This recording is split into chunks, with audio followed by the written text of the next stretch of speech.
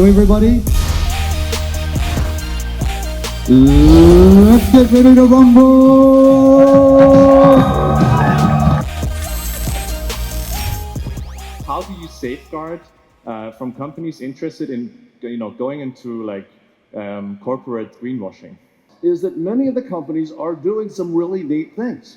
So several of the companies, for example, everyone's going to single-use injectors, which means the injector gets thrown away, the box has to be twice as large. So what about the idea of having a preloaded cartridge and using a reusable metal injector? Makes sense. Now the box is smaller.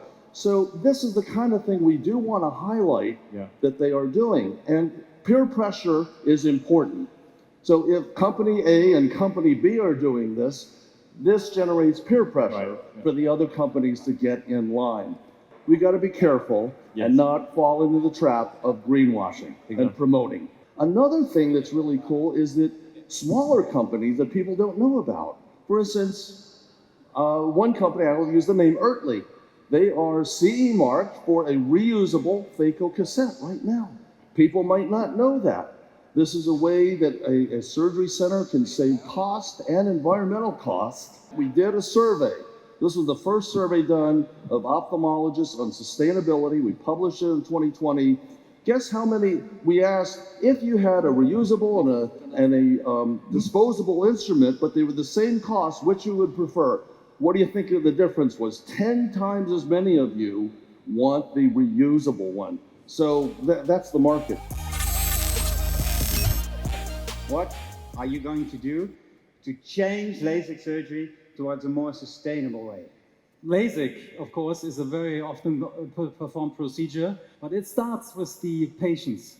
We need to reduce patients' contacts because they are traveling. That means a big carbon footprint. The machines should not consume so many in terms of production, so much power and energy and carbon footprint. Also, this is true for the surgeon himself.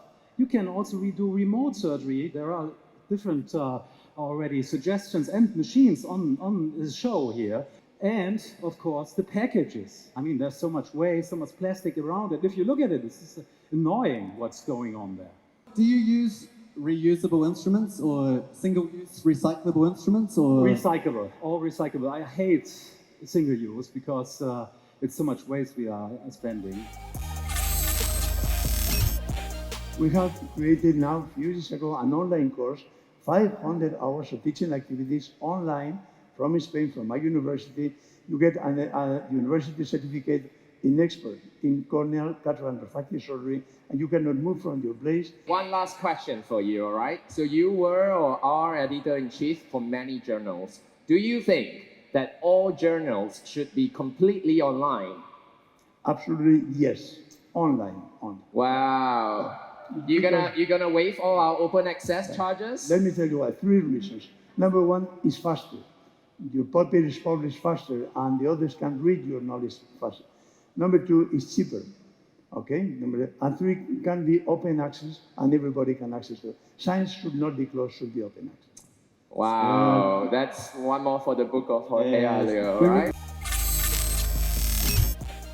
Tell me, do you reuse them? You know what? I totally believe in reusing phaco cassettes. Our challenge is we need to address regulatory, legal, hospital administrative areas to enhance our ability to reuse things. And our hands are tied. Sometimes we think narrow-minded, just ourselves, but this transcends us. And helping government, helping our hospital admin, helping our industry to understand the value of reusable instrumentation and cassettes is critical. So I do my part. We set symposia. We convince organizations like ESCRS to advocate for us because we're much better together. I'm helping people who need hair. I donate my hair for good causes. I raise money by cutting my hair.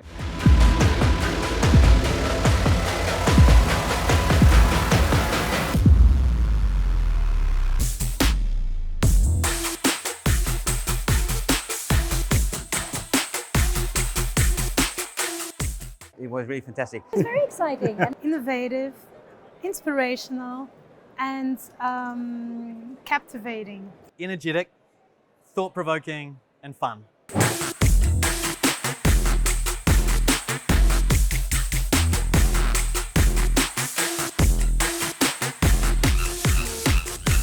Don't miss out.